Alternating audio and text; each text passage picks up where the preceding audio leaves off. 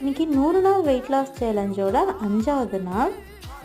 உங்களுக்கே தெரியும், நேற்று டின்னர் கொஞ்சம் ஹெவி, அதனால் 50 கிராம் தான் குறைஞ்சிருந்துச்சு.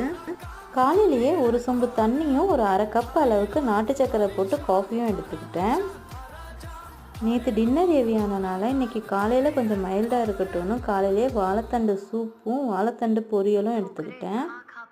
பிரேக்ஃபாஸ்ட்டுக்கு வேறு எதுவும் எடுத்துக்கல, இது 2 மட்டும்தான். ஒரு 11 மணி போலேயே பசி எடுத்துருச்சு. அதனால் நம்ம வீட்டிலேயே வந்த வாழைப்பழம் ஒரு 2 எடுத்துக்கிட்டேன்.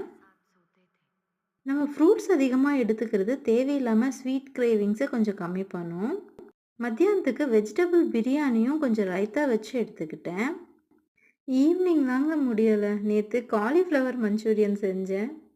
இந்த ஈவினிங் பிரச்சனை வெயிட் லாஸில் பெரும் பிரச்சனையாக இருக்குங்க. டின்னருக்கு 2 ராகி தோசை, எல்லா காயும் போட்ட மாதிரி ஒரு சாம்பார், கொஞ்சம் நெத்திலி மீன் ஃப்ரை எடுத்துட்டேன்.